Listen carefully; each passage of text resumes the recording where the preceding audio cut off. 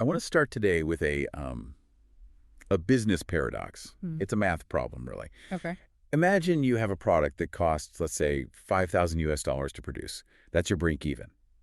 But your target customer, and they're your only customer, earns about $10 a day. And that $10, I mean, that has to cover food, transport, medicine, Yeah. everything. So their disposable income is practically zero. Right. So traditional business logic just says this market doesn't exist. You can't sell a Tesla to someone with a $10 daily budget. You can't even sell them a used Honda. No way. But today, we're doing a deep dive into a company that looked at that exact math and said, we can build a profitable business here. And not just any business. We're talking about housing, high-quality, durable housing. This is the story of MIA. That's MIA, Mejoramiento Integral Asistido. It's a Mexican social enterprise that somehow managed to turn one of the world's most intractable problems, homelessness and substandard housing. Into a logistics challenge. Exactly. It is such a fascinating case study because it really challenges how we look at poverty. We usually see it as a charity problem. You donate money, you build a house, you feel good. Right. MIA treats it as a market failure. Before we get to the solution, though, we really need to understand the scale of this market failure. Because when I was reading through the source material, the numbers were just staggering. We're talking about the base of the pyramid. Right. And as of 2010, something like 75% of Mexico's population fell into this category. We aren't talking about a niche group. No. We are talking about the vast majority of the country living on very, very low wages. And when you have that little money, housing is the first thing to suffer. There's a specific term for this that came up in the notes, patrimonial poverty. Yeah. Can we unpack that? Because it sounds kind of like economist jargon, but the reality is pretty visceral. It is. I mean, think about patrimony or assets. If you're in patrimonial poverty, you might have a roof over your head, but it's not an asset. It's made of scrap wood, cardboard, maybe some corrugated metal sheets. The floor is often just dirt. So it's a shelter, but it's not a home in the legal or financial sense. You can't sell it. Can't borrow against it. And it offers no real protection. It's hot in the summer, freezing in the winter, and honestly, dangerous when it rains. But here is the thing that really traps people. The traditional housing market completely ignores them because they aren't creditworthy. Right. And government programs often miss them because they don't have pay stubs or bank accounts. So they are forced into what's called auto construction or self-building. And this is where I got stuck for a second. My assumption was, well, if you build it yourself with cheap materials, at least you're saving money. That is the great illusion of poverty. It is actually incredibly expensive to be poor. How so? Well, think about the supply chain. If a big developer buys cement, they buy, 10,000 tons at a wholesale discount. Sure. If a family in rural Mexico buys cement, they buy one bag at a time from a local hardware store at full retail price, plus a markup. So they are paying the highest possible price per unit. Plus all the waste. They don't have an architect or an engineer. They're just guessing. They pour a foundation that cracks, so they have to pour it again. They buy wood that rots. The data shows that self-built housing in Mexico was averaging around 10,000 pesos per square meter. Which is astronomical for what you're actually getting. It's inefficient, it's dangerous, and it just keeps them in a cycle of poverty. You spend years saving for a wall, you build it, it falls down, you start over. So you have massive demand, a terrible existing solution, and no supply. Enter Guillermo Billy Hammy Calderon. Now, looking at his background, he doesn't really fit the profile of a grassroots activist. He was a corporate guy. Oh, yeah. He was a civil engineer at Cemex, the cement giant. I mean, he was deep inside the corporate machine. But in the early 2000s, he found this technology called wall tech. This was the prefab system. Yes. It's a panel system. Yeah. Think of it like a giant Lego set for walls. It allows you to build very strong structures incredibly fast using less cement than traditional blocks. So Heaney sees this, does the math, and realizes, hey, we can use this to solve the housing crisis for the poor. He takes it to the executives at Cemex. And they killed it. They killed it. They rejected the pitch, flat out. But if it works, and it's cheaper, and it opens up this huge new market, why? Because it used less cement. Wow. Cemex's core business is selling cement volume. If you introduce a technology that makes construction more efficient by using less of your main product, you are just Cannibalizing your own sales. Exactly. That is Yeah. grimly logical. It's the Kodak trying to bury the digital camera moment. Happens all the time. But Jaime couldn't let it go. He realized that the only way to make this work was to leave the giant and start something that didn't care about selling cement volume, but cared about selling finished houses. So he spins off, and in 2009, MIA is born. And the name is clever, Mejoramiento Integral Asistido. Yeah. But it also spells MIA, which, of course, means mine in Spanish. Esta Casa is MIA. This house is mine. It's all about ownership. But to make that promise real, he had to completely redesign the business model. He adopted a philosophy: profit from volume, not from margin. Meaning he makes, what, pennies on the dollar for each house? Yeah. But he plans to build thousands of them. His target margin is razor thin, about 5 to 7% per home. Most developers wouldn't even get out of bed for that. No. But if you turn housing into a high-volume logistics operation, that 5% adds up. Okay, so let's get into the how. Because saying you're going to be high volume is easy. Right. Actually building a house in a remote village with no roads, no power tools, and no skilled labor, that sounds like a nightmare. And this is where MIA really shifts from being a builder to being a logistics company. They use a model they call assisted self-construction. Which sounds like, here are the bricks, good luck. No, that's the old way. This is a partnership. MIA provides the materials, the technical supervision, and the process. The family provides the land and the sweat equity, the labor. But MIA dictates the sequence, and it is weird. Weird how? Well, normally, how do you build a house? You do the foundation, then the walls, then the roof. Sure. MIA often builds the roof first. Wait, how does that work? Gravity is still a thing in Mexico, right? You can't just hang a roof from the sky. Chuckles. Yeah, physics still applies. They cast the structural columns first, these concrete pillars, and then they mount the roof on top of them. The walls aren't there yet. It looks like a pavilion or a carport at first. But okay, structurally I get it, but why do it that way? It seems harder to work around pillars than just building up from the walls. Think about where these people are living while they build. They're often in a little shack right next to the construction site. It's raining, the sun is beating down. If you put the roof up first, you create a shaded, dry workspace immediately. Oh, wow. So the family can actually camp out under the new roof while they finish the walls. Exactly. It solves their most immediate pain point exposure to the elements on day one, and it's a huge psychological boost. They see the shelter and they think, okay, this is real. That is so smart. It's designing for the user experience, not just for the engineering. And then there's the speed. In traditional self-building, one family works alone. It takes months, sometimes years. MIA comes into a village and treats the whole community like an assembly line. So they don't build one house at a time. No. They might have 50 families in a village signed up. They split them into specialized teams. One team does nothing but mix concrete. One team does nothing but install roofs. They move from lot to lot like a swarm. That's fascinating. It's Henry Ford, but the workers move instead of the car. And the result, they cut construction time from an average of 3 months down to 3 weeks. 3 weeks? That's incredible. And that speed is what saves the money, Yep. right? Less time paying supervisors, less time renting equipment. Time is money, for sure. But the biggest cost sink in rural construction is actually transport. This is the part that kills most initiatives. You have a village that is 3 hours up a dirt road in the mountains. Right. If you send a truck up there with materials for just 2 houses, the cost of gas and the driver just wipes out your profit. So how does MIA handle that? They have a rule of 25, 25 houses. 25 kits. They calculated that one standard freight truck can hold exactly the materials for 25 homes. It's optimized down to the cubic centimeter.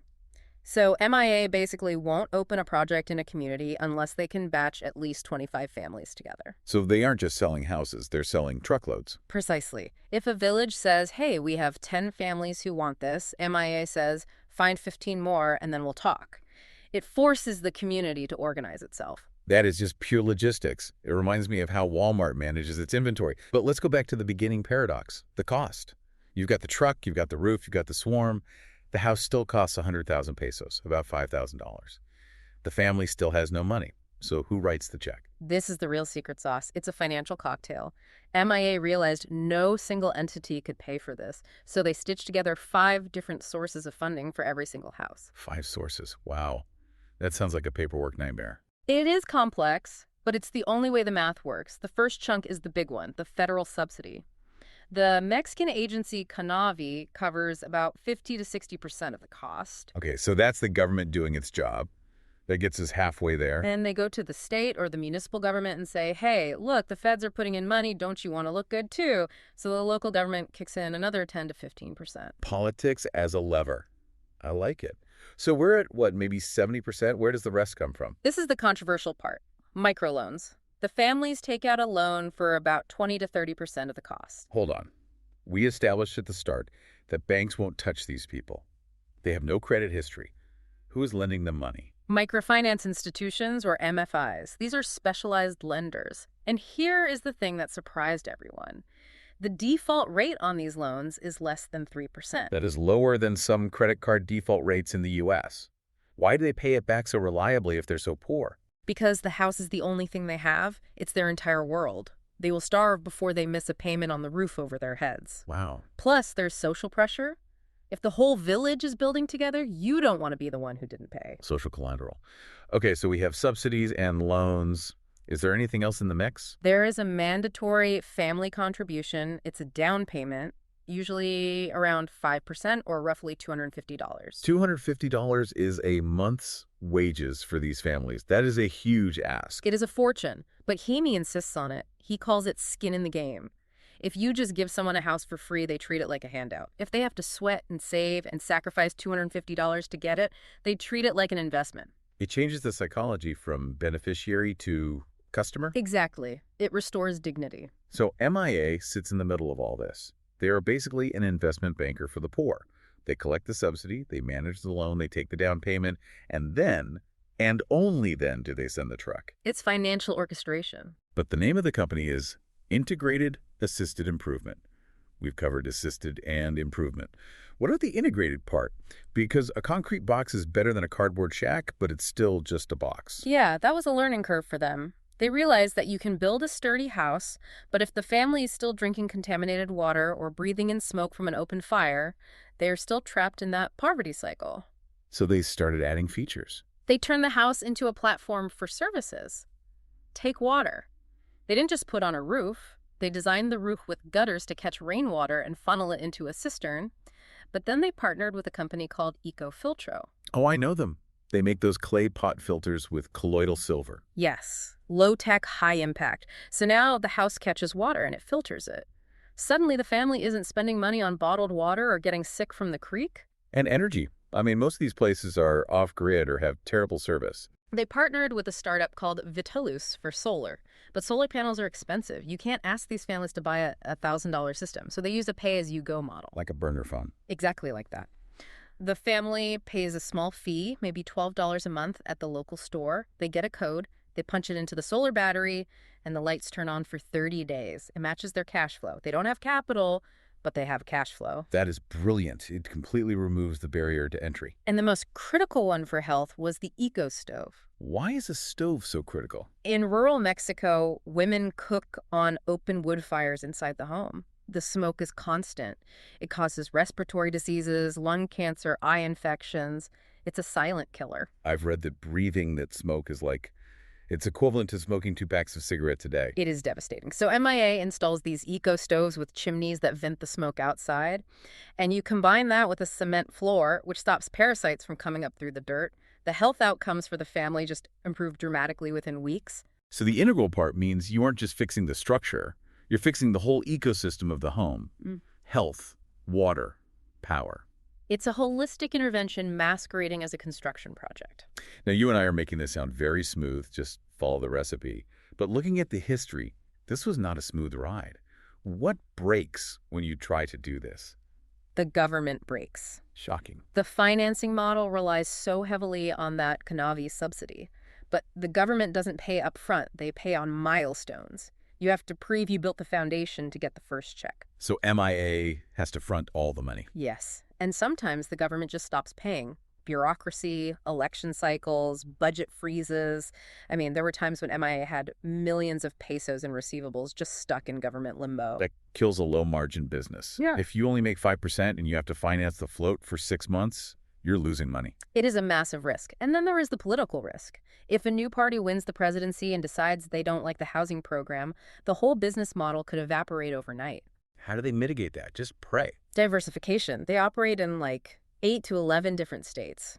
So if the governor of Chiapas freezes funds, maybe the governor of Puebla is still paying. It's a portfolio approach to political risk. There's also the trust factor. You mentioned earlier that MIA forces the community to find 25 families. I mean, imagine a guy in a suit shows up in a remote indigenous village and says, "Give me $250 cash, sign this debt contract, and I promise a truck will come in 3 months." I wouldn't sign that. Neither would I. These communities have been scammed by politicians and developers for decades. So MIA can't do the selling. They hire social promoters. These are locals. They speak the dialect. They are trusted figures in the community. MIA trains them, and they go neighbor to neighbor explaining the model. So it's not a corporate sales pitch. It's a community organizing effort. It has to be. Without that bridge of trust, the logistics don't matter. You can have the best truck in the world, but if nobody gets on board, it doesn't leave the station. Despite all the headaches, the cash flow crunches, the skeptics, the mud roads, they managed to scale this thing significantly. They did. Between 2009 and the late 2010s, they built over 30,000 homes. That is roughly 120,000 people moved from dirt floors and cardboard walls to secure, serviced housing. And they started exporting the model to Central America too, right? Yes, Guatemala, Honduras. It turns out the housing logistics problem is the same pretty much everywhere. I want to wrap up by zooming out a bit. We started with this math problem. How do you sell a $5,000 house to a $10 a day customer? The answer wasn't make it cheaper and nastier. No. The answer was to strip out the inefficiencies of poverty. The poverty penalty we talked about, buying retail, building slowly, wasting materials, MIA removed that tax. And they replaced it with industrial logic, Yeah. batching, assembly lines, supply chain management. But, and this is the key applied with deep empathy, you can't just drop a shipping container in a field and call it home. They understood the cultural need for the family contribution, the immediate need for the roof, the health need for the stove. It effectively proves that social impact and profit are not enemies. In fact, the profit motive that need to be efficient to survive is what made MIA scalable. If they were a charity relying on donations, they might have built, 500 houses, not 30,000? That is the crucial takeaway. Charities run out of money. Businesses run on revenue. By treating the poor as customers rather than beneficiaries, MIA built a machine that can just keep running as long as there is demand. And sadly, the demand is virtually infinite. It's a sobering but hopeful thought. So here are the question I want to leave you with today. We look at MIA and say, wow, great solution for rural Mexico.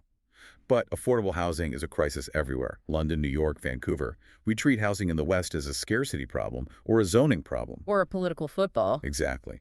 But what if we treated it like a logistics problem? What if we stripped out the inefficiencies, the self-building chaos of our own planning systems, and applied this kind of rigorous assembly line logic to affordable housing in wealthy nations? It's asking, where is the MIA for the rest of the world? I think we'd all be better off if we found the answer to that. You can find the links to the case studies and the stats we mentioned in the show notes. Thanks for diving in with us. See you next time. Thank you for listening to Mission Possible, innovating for the world's most marginalized. This podcast is built on the outstanding work of our students, whose curiosity and commitment drive much of the research and storytelling you hear. Each episode is grounded in academic research and shaped through close collaboration with our partners. To learn more about the research and partnerships behind this podcast, feel free to contact us. Thank you for joining.